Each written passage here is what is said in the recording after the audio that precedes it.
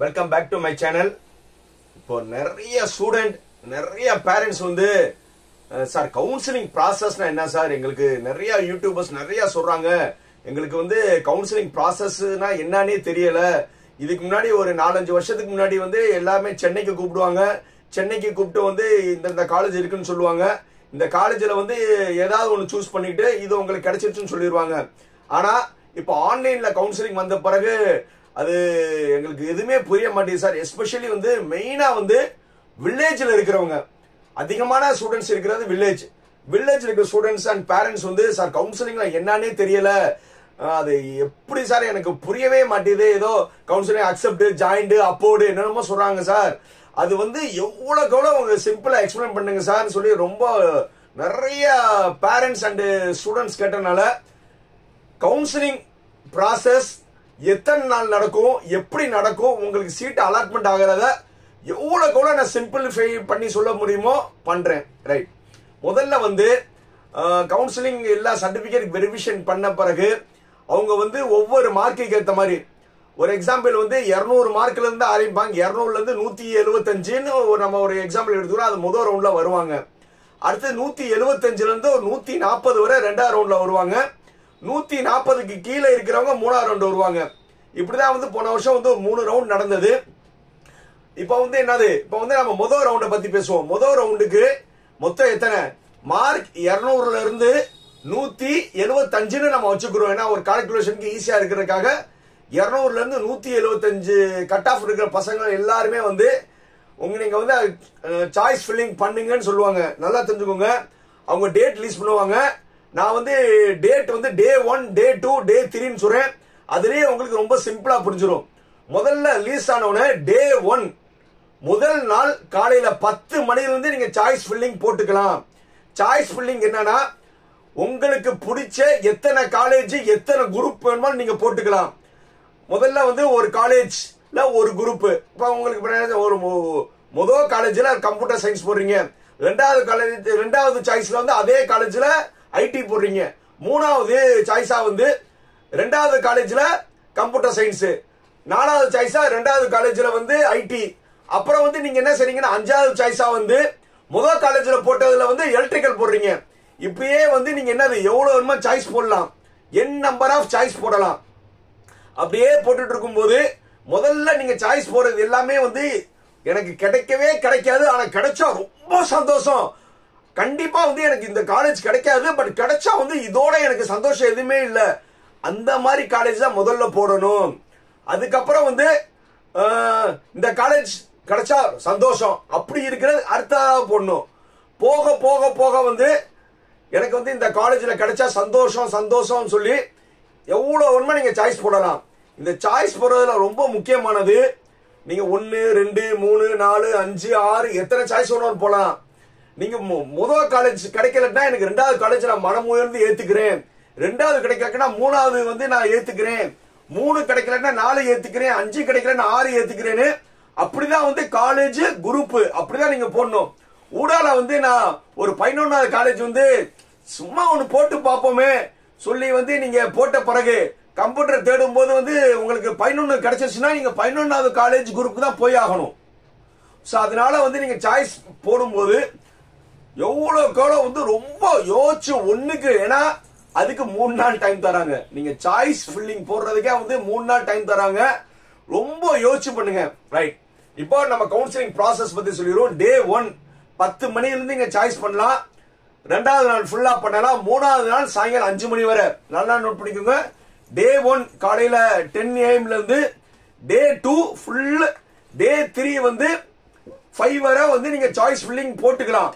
போட்டுட்டு நீங்க வந்து போட்டுட்டு அப்படியே வெளியில வந்துருங்க. அப்புறம் கொஞ்ச நேரம் கழிச்சு அந்த முன்னாடி பின்னாடி நான் 22வது போட்ட சாய்ஸை வந்து நீங்க 5வது மாத்தணும்னா 22ல வச்சு அப்படியே அப்போர்ட் பண்ணா அது வந்து 5ல போய் நின்றோம். அப்படியே வந்து அந்த ஆர்டரை நீங்க என்ன செஞ்சுக்கலாம், மாத்திக்கலாம். எல்லாம் முடிச்சுட்டு கடைசியில வந்து நீங்க லாக் பண்ணிட்டீங்கன்னா அதுக்கப்புறம் மாத்த முடியாது.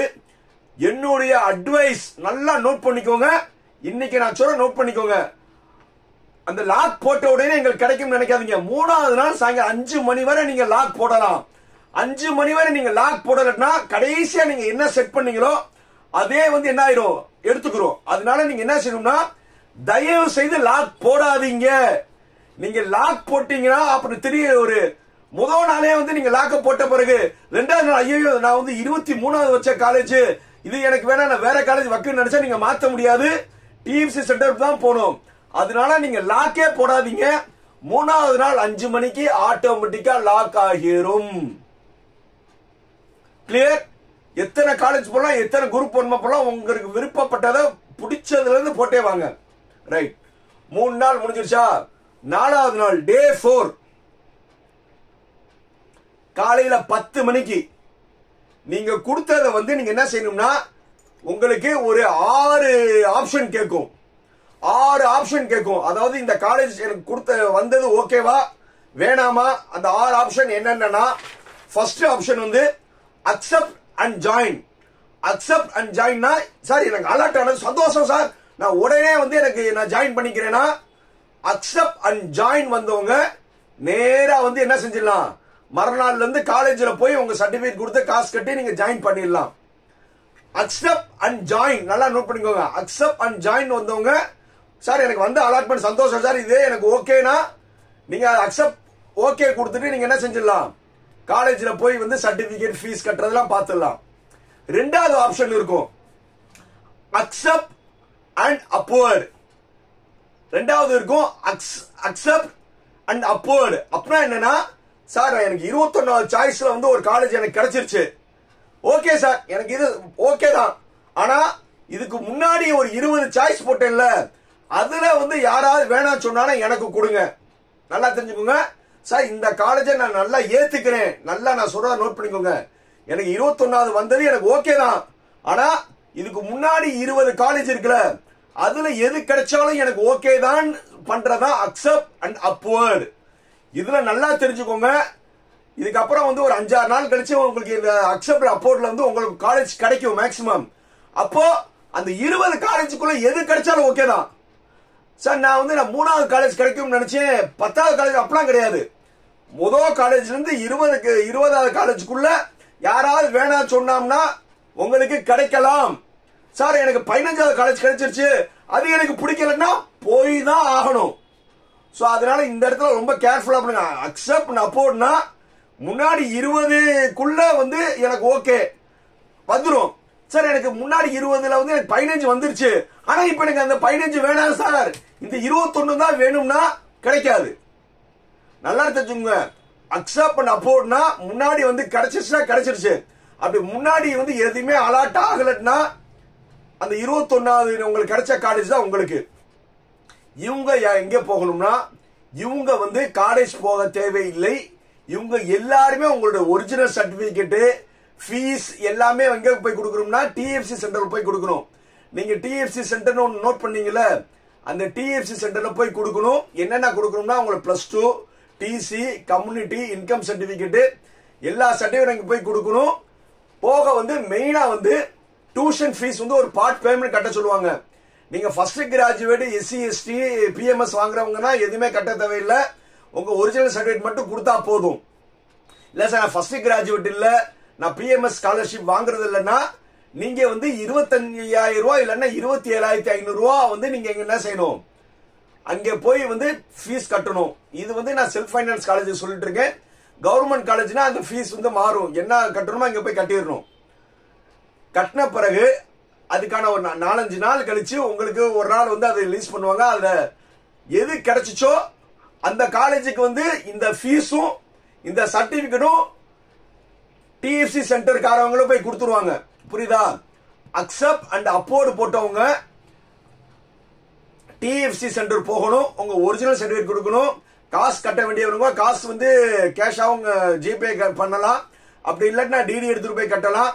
இது எல்லாமே அங்க கட்டின பிறகு அவங்க வந்து சீல் அடிச்சு நீங்க காசு வாங்குறது எல்லாமே கொடுத்துருவாங்க. ரைட். இப்ப 21வது காலேஜ்ல இருந்து உங்களுக்கு 15வது காலேஜ் கிடைச்சிருச்சு. 15வது காலேஜ்ல வந்து நீங்க ஒரு வாரத்துக்குள்ள போய் ஜாயின் பண்ணும்போது இந்த ஃபார்ம் வந்து உங்களுக்கு அலாட்மெண்ட் வந்துடும். அதை எடுத்துட்டு நீங்க போய் ஜாயின் பண்ணிக்கலாம். நீங்க கட்டின காசு சர்டிபிகேட் எல்லாமே டிஎஃப்சி சென்டர் வந்து புதுசா உங்களுக்கு மாறி கிடைச்ச காலேஜ்ல போய் கொடுத்துருவாங்க. அதை பத்தி நீங்க ஒரி பண்ண வேணாம். அந்த காலேஜ்ல பேலன்ஸ் எவ்வளவு ஃபீஸ் கட்ட சொல்றாங்களோ அது போய் கட்டிடணும். ரைட். இது வந்து accept join and accept and upward காரவங்களுக்கு டென்டேட்டிவ் அலாட்மெண்ட் இது வந்து என்னது 4 நாள் டே 4 நல்லா தெரிஞ்சுங்க டே 4 டே 5 இந்த 2 நாளுக்குள்ள நீங்க என்ன செய்யணும் இந்த சாய்ஸ செலக்ட் பண்ணணும் 2 நாள் உங்களுக்கு கொடுக்குறாங்க டே 4 டே 5 டே 5 வந்து 5 மணிக்குள்ள வந்து நீங்க வந்து இதை சூஸ் பண்ணிட்டு காலேஜ் போறோம்னா நீங்க டே 6ல இருந்து போய்க்கலாம் டிஎஃப்சி சென்டர் போறவங்க டே 6ல இருந்து போய்க்கலாம் நல்லா தெரிஞ்சுங்க 2 நாள் வந்து நீங்க யோசிக்கிறதுக்கு நீங்க அந்த எந்த பட்டன் போட போறீங்கன்னு சொல்றதுக்கு வந்து என்னது 2 நாள் டைம் தராங்க ரைட் அது போக சார் நான் டே வந்து நான் காலேஜ்ல ஜாயின் பண்ணிட்டீங்கன்னா டே 6 டே 7 டே 8 டே 9 டே 10 5 நாளுக்குள்ள நீங்க காலேஜ்ல போய் சர்டிபிகேட் ஃபீஸ் கட்டிடணும் இல்ல சார் நான் டிஎஃப்சி சென்டர் போறீங்கன்னா டே 6 டே 7 டே 8 டே 9 டே 10 இதுக்குள்ள போய் நீங்க என்ன செஞ்சிடணும் டிஎஃப்சி சென்டர்ல போய் நீங்க ஒரிஜினல் இது எல்லாமே கொடுத்துடணும் ரைட் சார் இப்போ நான் காலேஜ்ல போய் ஜாயின் சார் நான் ஆர்டர் எடுத்துட்டேன் நான் 5 நாளுக்குள்ள போய் காலேஜ்ல போய் சேரலன்னா கேன்சல் அவ்வளவுதான் இதோட அட்மிஷன் முடிஞ்சிச்சு அதே மாதிரி சார் நான் டிஎஃப்சி சென்டர் அப்போன்னு சொல்லிட்டு வந்து எனக்கு வந்தது நான் டிஎஃப்சி சென்டர் போகல அப்புறம் நான் மறுபடியும் கவுன்சிலிங் வரலாமா பிம்பி நாக்கி பினாப்பி அதோட உங்களுக்கு என்ன ஆயிடுச்சு கவுன்சிலிங்கே முடிஞ்சிருச்சு அப்போடு கொடுத்து உங்களுக்கு வந்து ஒரு காலேஜ் அலாட் ஆயிடுச்சுன்னா நீங்க டிஎஃப்சி சென்டருக்கு போய் தான் ஆகணும் அதுக்கப்புறம் வந்து அப்போடு வந்துருச்சுல டிஎஃப்சி சென்டர் போன பிறகு அது ஒரு 15வது காலேஜ் வந்துச்சுல அது 5 நாள் கழிச்சு உங்களுக்கு தெரியும் அப்ப அந்த காலேஜ்ல போய் சேரணும் அவ்வளவுதான் அதோட உங்க தலையெழுத்து முடிஞ்சிச்சு திருப்பிலாம் நீங்க கவுன்சிலிங் வர முடியாது டே 10 வரை சொல்லியாச்சா அடுத்தது டே 11 12 எந்த ப்ராசஸுமே நடக்காது ஏன்னா டே 10 வரை முதல்ல அக்செப்ட் அண்ட் ஜாயின் சொன்னவங்க காலேஜில் சேர்ந்துருவாங்களே அக்செப்ட் அண்ட் அப்போர்டு காரவங்களுக்கு அந்த இன்னும் 2 நாள் பயம் இருந்துகிட்டே இருக்கும் சார் நம்மளுக்கு எந்த காலேஜ் கிடைக்க போகுது ஏன்னா நம்ம டிஎஃப்சி சென்டர் சர்டிபிகேட் காசு கொடுத்தாச்சுல டே 13 மார்னிங் நல்லா தெரியுங்க டே 13 மார்னிங் 10 மணிக்கு அலாட்மெண்ட் வரும் உங்களுக்கு அந்த அலாட்மெண்ட்ல வந்து உங்களுக்கு எந்த காலேஜ் கிடைச்சிச்சோ அதுதான் உங்க தலையெழுத்து நல்லா தெரிஞ்சுங்க யாருக்கு வந்துரும்னா அக்செப்ட் அண்ட் அப்போர்ட் போட்டாங்கல டிஎஃப்சி சென்டர் போய் கொடுத்தீங்களே அவங்களுக்கு 2 நாள் வந்து யாராவது வேணாங்கன்னா போனாலும் எல்லாம் கால்குலேட் பண்ணிட்டு டே 13ல வந்து உங்களுக்கு ஒரு காலேஜ் வந்துரும் அதுதான் உங்களுடைய ஃபைனல் தலையெழுத்து புரியுதா நல்லா வந்து ரொம்ப சிம்பிளா சொல்லியிருக்கேன் நான் மறுபடியும் சொல்றேன் இதுல ரொம்ப ரொம்ப ட்ரிக்கியானது டென்டேட்டிவ் அலாட்மெண்ட் நீங்க சாய்ஸ் ஃபில்லிங் பண்ண பிறகு உங்களுக்கு இந்த காலேஜ் வேணுமா வேணாமான்னு சொல்லி ஒரு 6 ஆப்ஷன் கேட்பாங்க அது என்னென்ன ஆப்ஷன் சொல்லி நான் மறுபடியும் சொல்றேன் நல்லா நோட் பண்ணிக்கோங்க ஃபர்ஸ்ட் அக்செப்ட் அண்ட் ஜாயின்னா எங்க போகணும் காலேஜுக்கு போகணும் அடுத்தது அக்செப்ட் அண்ட் அப்போர்ட்னா எங்க போகணும் டிஎஃப்சி சென்டர் போகணும் டிஎஃப்சி சென்டர் போயிட்டு இதுக்கு முன்னாடி காலேஜ் வருதான்னு வெயிட் பண்ணணும் அது வந்துச்சுன்னா அந்த காலேஜ் போகணும் வரலன்னா அக்செப்ட் பண்ண காலேஜுக்கே போகணும் இந்த 2 தான் ரொம்ப முக்கியமானது இந்த 2க்குள்ளதான் மேக்ஸிமம் எல்லாருமே சாய்ஸ் சூஸ் பண்ணணும் ஆனா வந்து நீங்க பண்ணும்போது ஒரு 6-7 ஆப்ஷன் கேட்கும் ஆனா பெட்டர் சாய்ஸ் வந்து இந்த 2 ஆப்ஷன் தான் ரைட் சார் மூணாவது என்ன ஆப்ஷன் கேட்கும்னா டிக்ளைன் அப்போர்ட் சார் இப்போ எனக்கு கொடுத்த காலேஜ் வந்து எனக்கு வேணாம் சார் இப்போ வந்து நான் சாய்ஸ்ல வந்து எனக்கு ஒரு காலேஜ் வந்துருச்சு எனக்கு பிடிக்கவே இல்லை இந்த காலேஜ் ஆனா நான் ஏதோ போட்டேன் எனக்கு இந்த காலேஜ் வேணாம் ஆனா எனக்கு முன்னாடி வந்து அந்த 21வது வந்து எனக்கு முன்னாடி 20 காலேஜுக்குள்ள வந்து ஒன்னு கொடுங்க அப்படின்னா என்னது அப்படியே நீங்க டிக் பண்ணிக்கலாம் நீங்க காலேஜுக்கு போக வேணா டிஎஃப்சி சென்டர் போக வேணா ஒரு வாரம் வெயிட் பண்ணணும் அந்த டே 11 12 சொன்னேன்ல அது வரை நீங்க வெயிட் பண்ணணும் அப்போ வந்து யார் என்ன கொடுத்துருக்கீங்க டிக்ளைன் அண்ட் அப்போர்டு டிக்ளைன் என்னது எனக்கு வேணாம் இந்த அலாட்மெண்ட் வேணாம் மேல கொடுத்தா ஓகே புரியுதா அடுத்தது 4வது decline and move to next round நல்லா சார் எனக்கு இந்த காலேஜ் பிடிக்கல நான் ஏதோ எங்க அம்மா சொன்னாங்க அவன் சொன்னா என் ஃப்ரெண்டு சொன்னான்னு போட்டேன் எனக்கு இந்த காலேஜ் பிடிக்கல டிக்ளைன் எனக்கு வேணாம் மூவ் டு நெக்ஸ்ட் ரவுண்ட் நான் அடுத்த ரவுண்ட்ல போய் ஏதாவது சீட் எடுத்துக்கிறேன் என்னது இது வேணாம் நான் நெக்ஸ்ட் ரவுண்ட்ல போய் நான் எடுத்துக்கிறேன்னா இதோட ஒரு முட்டாள்தனம் கிடையவே கிடையாது ஏன்பா இது நீ ஃபர்ஸ்ட் ரவுண்ட் பையன் 200ல இருந்து 175ல உனக்கு அவ்வளவு காலேஜ் நல்ல காலேஜ் வந்திருக்கும். இதெல்லாம் விட்டுட்டு வேணாமா அடுத்த ரவுண்ட்ல போய் 175 140 பையங்க இருப்பாங்களே அதுல போய் நான் இருக்க காலேஜ் எடுத்துக்கேன்னா இதோட ஒரு முட்டாள்தனம் கிடையவே கிடையாது. அடுத்தது 5வது டிக்ளைன் அண்ட் குவிட். சார் இந்த காலேஜ் எனக்கு பிடிக்கல, எனக்கு கவுன்சிலிங்கே வேணா, நான் போறேன். என்னது நான் கவுன்சிலிங் விட்டே போறேன், எனக்கு இன்ஜினியரிங் மேல வெறுப்பாய் போச்சு, நான் நினைச்ச காலேஜ் கிடைக்கல, அப்படி இல்லைன்னா நான் படிக்கல, நான் இதை விட்டே போறேன். அதான் அது டிக்ளைன் அண்ட் குவிட். இதை விட்டே நான் போறேன், இந்த கவுன்சிலிங் விட்டே போறேன். இதுவும் ஒரு முட்டாள்தனம். புரியுதா? நீ அக்செப்ட் பண்ணிட்டு அந்த காலேஜ் போகாம இரு, இல்ல அக்செப்ட் அண்ட் அப்போர்ட் போயிட்டு அதுல ஏதாவது காலேஜ் வந்தா அந்த காலேஜை போய் ஜாயின் பண்ண மாதிரி அது உன்னுடைய முடிவு. ஆனா இப்பவே முடிவு டிக்ளைன், எனக்கு இது வேணாம், வா கவுன்சிலிங் விட்டு போறேன்னா இதோட முட்டாள் முட்டாள் முட்டாள் முட்டாள் முட்டாள் ஸ்கொயர் முட்டாள் கியூப் முட்டாள், அதுக்கு மேல வந்து எதுவுமே கிடையாது. அடுத்தது கடைசியா upward OR move to next round. இது ஒரு பெட்டர் சாய்ஸ். ஒரு பெட்டர் சாய்ஸ் சொல்ல மாட்டேன், இதுவும் இதுதான்.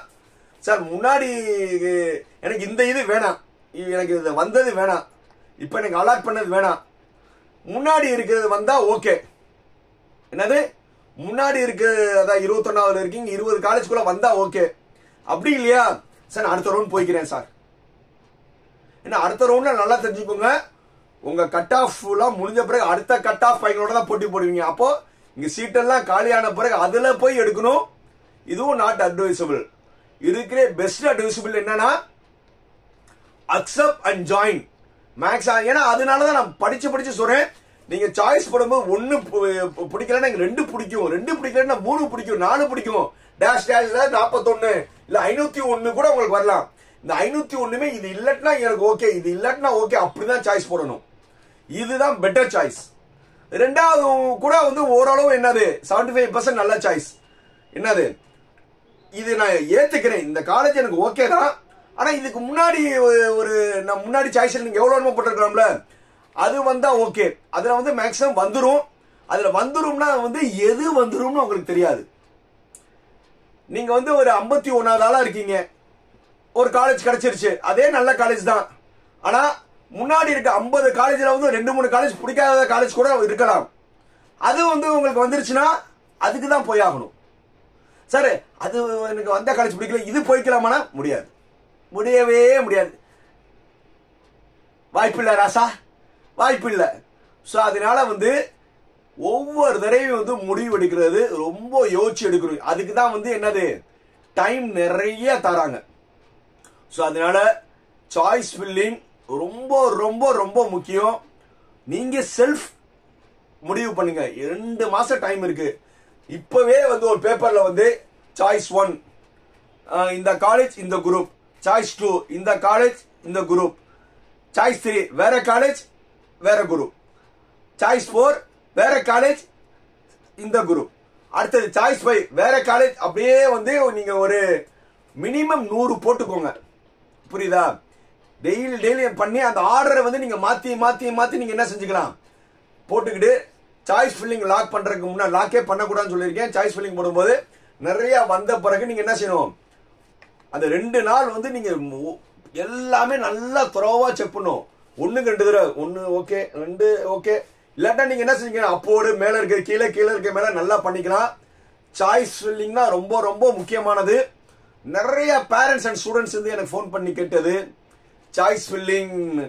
அதே மாதிரி சார் நான் யாரையும் வந்து நான் கிரிட்டிசைஸ் பண்ணல, நான் யாரையும் தாக்கல. இப்ப நிறைய பேர் வந்து சார் சாய்ஸ் ஃபில்லிங் வந்து கீழே இருக்கிற வந்து நான் வாட்ஸ்அப்ல லிங்க் கொடுக்குறேன், நான் பிரீமியம் சொல்லி நான் 1-to-1 பண்றேன்னு சொல்லி நிறைய இது பண்ணலாம். அதுல ஜென்யூன் கேஸும் இருக்கு, ஜென்யூன் இல்லாத கேஸும் இருக்கு. ஏன்னா அவங்கள நீங்க ஃபுல்லா நம்புனீங்கன்னா ஒரு 10 காலேஜ் வந்து நல்ல காலேஜ் சொல்லுவாங்க, 11வது காலேஜ் வந்து அவங்களுக்கு கொடுக்குற காலேஜ்ல வந்து ஊடால 11வது போட்டுருவாங்க. நீங்க ஒரு 50 சாய்ஸ்ல வந்து ஆட்டோமேட்டிக்கா வந்து 11வது காலேஜ் விழுந்துருச்சுன்னா அங்கேதான் போய் ஆகணும். இதுக்கான சார்ஜ் உங்ககிட்டயும் வாங்கிடுவாங்க, அங்கேயும் வாங்கிடுவாங்க. ஸோ அதனால வந்து ரொம்ப வந்து கேர்ஃபுல்லா நீங்களே பண்ணுங்க, இல்ல ரொம்ப எஜுகேஷன் எக்ஸ்பர்ட் பண்ணுங்க. ஸோ எல்லாருமே வந்து கெட்டவங்க சொல்லல, அதே மாதிரி எல்லாரும் வந்து நல்லவங்கன்னு சொல்லல. ஸோ அதனால வந்து முடிவு எடுக்கிறது நீங்களா இருங்க, மற்றவங்கள டிபெண்ட் பண்ணாதீங்க. வேற எந்த சந்தேகம் இருந்தாலும் எப்போ இருந்தாலும் என்னை கேளுங்க. நல்ல காலேஜ் பண்ணி நல்ல குரூப் எடுக்க என்னுடைய வாழ்த்துக்கள்.